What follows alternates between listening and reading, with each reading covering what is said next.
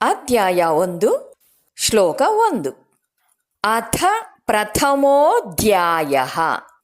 ಅಥ ಪ್ರಥಮೋಧ್ಯಾಯಃ ಅರ್ಜುನ ವಿಷಾದಯೋಗಃ. ಧೃತರಾಷ್ಟ್ರ ಉವಾಚ. ಧೃತರಾಷ್ಟ್ರ ಉವಾಚ ಧರ್ಮಕ್ಷೇತ್ರೇ ಕುರುಕ್ಷೇತ್ರೇ. ಧರ್ಮಕ್ಷೇತ್ರೇ ಕುರುಕ್ಷೇತ್ರೇ ಸಮವೇತಾಯುಯುತ್ಸವಃ.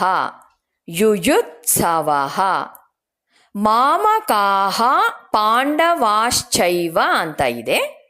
ಆದರೆ ವಿಸರ್ಗ ಆದ ನಂತರ ಪ ಅಕ್ಷರ ಬಂದಾಗ ವಿಸರ್ಗವನ್ನು ಹೇಳದೆ ಫಕಾರವನ್ನು ಹೇಳ್ತೀವಿ. ಮಾಮಕಾಫ್ ಪಾಂಡವಾಶ್ಚೈವ. ಮಾಮಕಾಫ್ ಪಾಂಡವಾಶ್ಚೈವ ಕಿಮಕುರ್ವತ ಸಂಜಯ.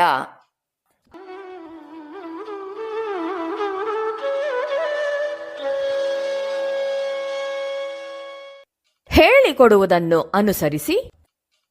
ಅಥ ಪ್ರಥಮೋಧ್ಯಾಯಃ.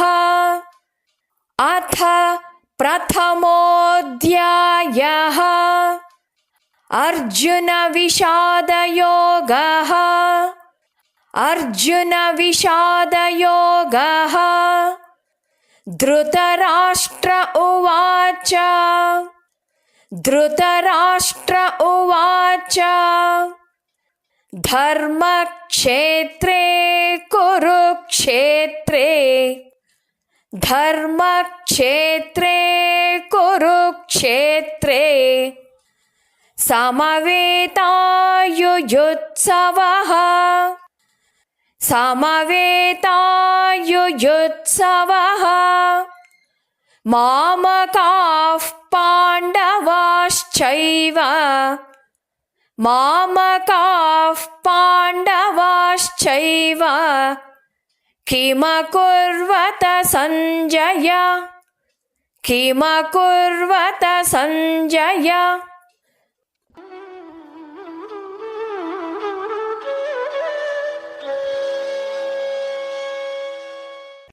ಪೂರ್ಣ ಶ್ಲೋಕವನ್ನು ಅಭ್ಯಾಸ ಮಾಡೋಣ.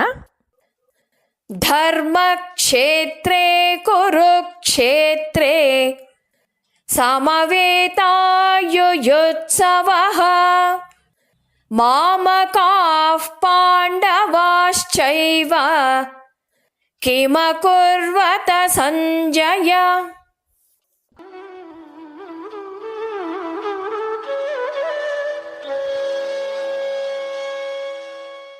ಶ್ಲೋಕದ ಅರ್ಥವನ್ನು ತಿಳಿಯೋಣ. ಧೃತರಾಷ್ಟ್ರ ಕೇಳ್ತಾನೆ, ಹೇ ಸಂಜಯ, ಯುದ್ಧಾಪೇಕ್ಷೆಯಿಂದ ನನ್ನ ಮಕ್ಕಳು ಮತ್ತು ಪಾಂಡವರು ಧರ್ಮಕ್ಷೇತ್ರದಲ್ಲಿ ಸೇರಿದ ನಂತರ ಏನು ಮಾಡಿದರು ಅಂತ. ಧೃತರಾಷ್ಟ್ರ ಉವಾಚ. ಧೃತರಾಷ್ಟ್ರ ರಾಜನು ಹೇಳಿದನು, ಧರ್ಮಕ್ಷೇತ್ರೇ ಯಾತ್ರಾ ಸ್ಥಳವಾದ ಕುರುಕ್ಷೇತ್ರೇ ಕುರುಕ್ಷೇತ್ರವೆಂಬ ಸ್ಥಳದಲ್ಲಿ ಸಮವೇತ ಸೇರಿದ ಯುಯುತ್ಸವಃ ಯುದ್ಧ ಮಾಡಲು ಅಪೇಕ್ಷಿಸುವವರಾದ ಮಾಮಕಾಹ ನನ್ನ ಪಕ್ಷದವರು ಪಾಂಡವಾಹ ಪಾಂಡುಪುತ್ರರು ಕಿಂ ಏನನ್ನು ಅಕುರ್ವತ ಮಾಡಿದರು ಅಂತ ಸಂಜಯನನ್ನ ಕೇಳ್ತಾ ಇದ್ದಾನೆ. ಇಡೀ ಗೀತೆಯಲ್ಲಿ ಕುರುಡರಾಜನಾದ ಧೃತರಾಷ್ಟ್ರ ಇದೊಂದೇ ಶ್ಲೋಕವನ್ನ ಹೇಳೋದು. ವೇದವ್ಯಾಸರು ಧೃತರಾಷ್ಟ್ರನಿಗೆ ಯುದ್ಧ ಭೂಮಿಯಲ್ಲಿ ನಡೆಯೋದನ್ನ ನೋಡೋದಿಕ್ಕೆ ನಿನಗೆ ದಿವ್ಯ ದೃಷ್ಟಿಯನ್ನ ಅನುಗ್ರಹಿಸ್ತೇನೆ ಅಂತ ಹೇಳ್ತಾರೆ. ಆದರೆ ಧೃತರಾಷ್ಟ್ರ ಬೇಡ ಅಂತಾನೆ. ಏಕೆಂದ್ರೆ ತನ್ನ ಮಕ್ಕಳು ಸಾಕಷ್ಟು ಅನ್ಯಾಯಗಳನ್ನ ತನ್ನ ಸೋದರನ ಮಕ್ಕಳಾದ ಪಾಂಡವರಿಗೆ ಮಾಡಿರೋದನ್ನ ಕುರುಡರಾಜ ನಿಜವಾಗಿಯೂ ಅರ್ಥವನಾಗಿರ್ತಾನೆ. ಧೃತರಾಷ್ಟ್ರನು ಎರಡೂ ಸೈನ್ಯಗಳ ಸಾಪೇಕ್ಷ ಸಾಮರ್ಥ್ಯಗಳನ್ನೂ ತಿಳಿದಿದ್ದ. ಆದ್ರಿಂದಲೇ ತನ್ನ ಮಗನ ಸೈನ್ಯದ ಅಧಿಕ ಸಾಮರ್ಥ್ಯದ ಬಗ್ಗೆ ಸಂಪೂರ್ಣ ಭರವಸೆಯನ್ನೂ ಹೊಂದಿದ್ದ. ಆದರೂ ತನ್ನ ಪೂರ್ವದ ಸ್ನಿಗ್ಧತೆ, ಎಸಗಿದ ದುಷ್ಕಾರ್ಯಗಳ ಅರಿವು ಇವೆರಡೂ ಕುರುಡರಾಜನ ಹೃದಯದಲ್ಲಿ ಇದ್ದುದರಿಂದ ಈ ಯುದ್ಧದ ಪರಿಣಾಮದ ವಿಷಯದಲ್ಲಿ ತನ್ನದೇ ಆದ ಅನುಮಾನವನ್ನ ಹೊಂದಿದ್ದ. ಆದ್ರಿಂದ ದಿವ್ಯ ದೃಷ್ಟಿಯನ್ನ ಬೇಡ ಅಂತ ಹೇಳ್ತಾನೆ. ವೇದವ್ಯಾಸರು ಧೃತರಾಷ್ಟ್ರನ ಮಂತ್ರಿ ಸಂಜಯನಿಗೆ ದಿವ್ಯ ದೃಷ್ಟಿಯನ್ನ ಅನುಗ್ರಹಿಸ್ತಾರೆ. ವ್ಯಾಸರ ವಿಶೇಷ ಅನುಗ್ರಹದಿಂದ ಸಂಜಯ ಅರಮನೆಯಲ್ಲಿ ರಾಜನ ಬಳಿ ಕುಳಿತಿರುವಂತೆಯೇ ಕುರುಕ್ಷೇತ್ರದ ರಣರಂಗದಲ್ಲಿ ನಡೆಯುತ್ತಿರೋದನ್ನ ನೋಡುವುದಕ್ಕೂ ಕೇಳೋದಕ್ಕೂ ಸಮರ್ಥನಾಗಿದ್ದ.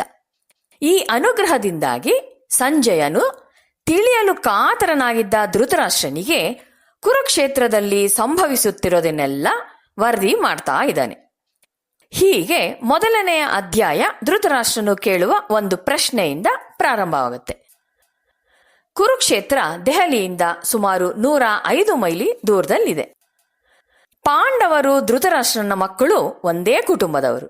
ಆದರೆ ಧೃತರಾಷ್ಟ್ರನ ಮನಸ್ಸು ಇಲ್ಲಿ ಬಯಲಾಗತ್ತೆ. ಉದ್ದೇಶಪೂರ್ವಕವಾಗಿ ತನ್ನ ಮಕ್ಕಳನ್ನು ಮಾತ್ರ ಕುರುವಂಶದವರು ಅಂತ ಹೆಸರಿಸಿ ಪಾಂಡವರನ್ನ ಕುಟುಂಬದ ಪಿತ್ರಾರ್ಜಿತ ಸ್ವತ್ತಿನಿಂದ ದೂರವಿರಿಸಿದ.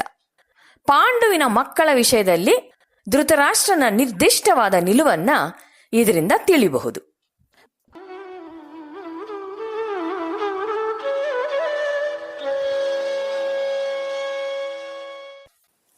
ಭಗವದ್ಗೀತೆಯಲ್ಲಿ ಬಳಸಲಾಗಿರುವ ಛಂದಸ್ಸುಗಳ ವಿವರಣೆ. ಹೇಗೆ ವ್ಯಾಕರಣಶಾಸ್ತ್ರ ಗದ್ಯ ಪದ್ಯಗಳೆರಡಕ್ಕೂ ಸಂಬಂಧಿಸಿದ ಶಾಸ್ತ್ರವೋ ಹಾಗೆ ಛಂದಸ್ಸು ಕೇವಲ ಪದ್ಯಗಳಿಗೆ ಮಾತ್ರ ಸಂಬಂಧಿಸಿದ ಶಾಸ್ತ್ರ ಆಗಿದೆ. ಈ ಪದ್ಯಗಳನ್ನ ಪಾದ, ಗಣ, ಪ್ರಾಸ ಮೊದಲಾದ ಕೆಲವು ವಿಶೇಷ ನಿಯಮಗಳನ್ನ ಅನುಸರಿಸಿ ರಚಿಸ್ತಾರೆ. ಈ ನಿಯಮಗಳನ್ನ ತಿಳಿಸುವ ಶಾಸ್ತ್ರವೇ ಛಂದಶಾಸ್ತ್ರ. ನಾವು ಓದುವ ಪದ್ಯಗಳು ನಾನಾ ತೆರನಾಗಿ ಇರುತ್ತೆ. ಕೆಲವು 4 ಸಾಲಿನವು, ಕೆಲವು 3 ಸಾಲಿನವು, ಕೆಲವು 6 ಸಾಲಿನವು, ಕೆಲವು ಸಾಲುಗಳು ಉದ್ದ, ಕೆಲವು ಸಾಲುಗಳು ಚಿಕ್ಕವು ಇತ್ಯಾದಿ. ಹೀಗೆ ನಾನಾ ಬಗೆಯ ಪದ್ಯಗಳು ಕಂಡುಬರುತ್ತೆ.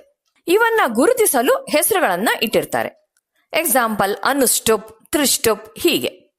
ಪದ್ಯಗಳು ವಿಸ್ತಾರವಾದ ವಿಷಯಗಳನ್ನ ಸಂಕ್ಷೇಪವಾಗಿ ತಿಳಿಸಲು, ರಸವತ್ತಾದ ಅಂಶಗಳನ್ನ ಸ್ವಾರಸ್ಯ ಮಾತುಗಳಿಂದ ವರ್ಣಿಸಲು ಹಾಗೂ ಅವುಗಳನ್ನ ಸುಲಭವಾಗಿ ಜ್ಞಾಪಕದಲ್ಲಿಟ್ಕೊಳ್ಳಲು ಅನುಕೂಲವಾದುವು. ಛಂದಸ್ಸು ಅಂದ್ರೆ ಆಹ್ಲಾದವನ್ನುಂಟು ಮಾಡುವ ಪದ್ಯಗಳ ಲಯಬದ್ಧವಾದ ಬೇರೆ ಬೇರೆ ರಚನೆ ಅಂತ ಅರ್ಥ. ಭಗವದ್ಗೀತೆಯಲ್ಲಿ ಅನುಷ್ಟುಪ್ ಛಂದಸ್ಸು ಹಾಗೂ ತ್ರಿಷ್ಟುಪ್ ಛಂದಸ್ಸನ್ನ ಉಪಯೋಗಿಸಲಾಗಿದೆ. ಮೀಟರ್ ಅಂದ್ರೆ ಛಂದಸ್ಸು. ಅನುಷ್ಟುಪ್ ಛಂದಸ್ಸು 8 ಸಿಲಬಲ್ಸ್.